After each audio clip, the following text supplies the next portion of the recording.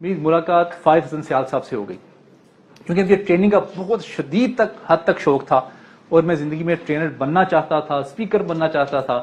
اور فائز صاحب سے میری ملاقات راہ چلتے ایک لیکچر میں ہو گئی لاہور چیمبر آف کامرس میں. وہ لیکچر ڈلیور کر رہے تھے ٹریننگ پہ، ڈیسیژن میکنگ اور پرابلم سالونگ پہ.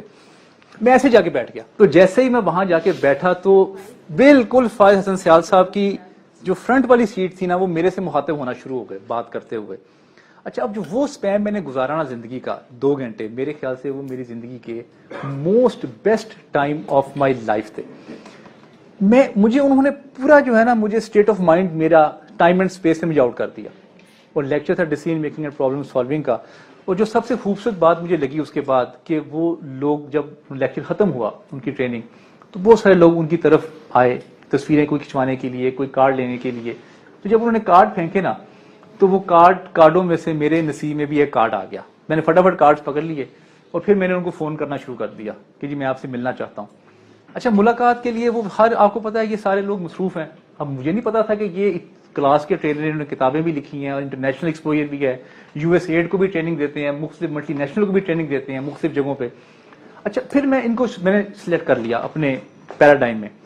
سلیکٹ کرنے کے بعد میں نے ان کی کیسٹس جو ہیں وہ سننی شروع کر دی، کتابیں پڑھنی شروع کر دی. کتابوں کے بعد میں نے ان کا کہیں بھی کوئی بھی لیکچر ہوتا، پھر لوگوں کو میں نے ان کے ساتھ ملوانا شروع کر دیا. ان کا ایک خود لیکچر ارینج کروایا تھا روڈ ٹو سکسیس میں.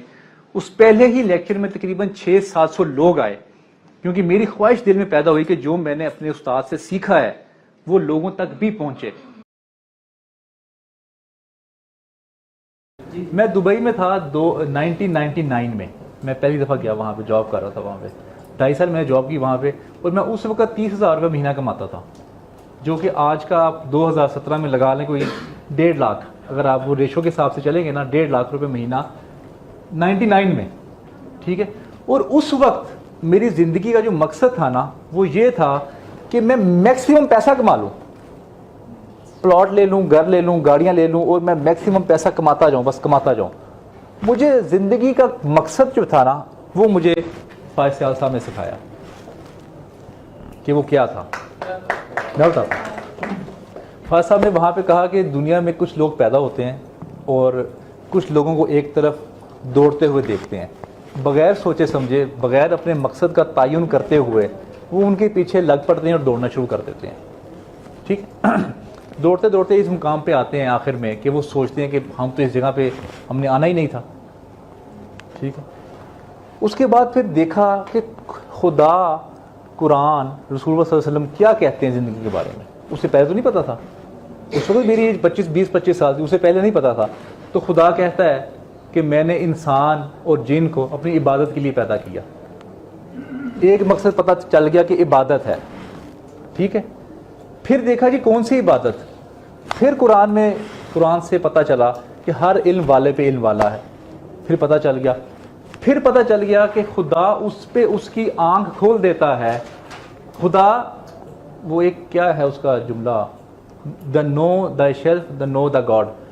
خدا اپنی پہچان اس پہ کروا دیتا ہے، اس کی آنکھ اس پر کھول دیتا ہے. تو یہاں سے ڈفرنس جو آپ نے بتایا نا، میرا پہلے تھا کہ پیسہ کمانا ہے اور مزید پیسہ کمانا ہے بس.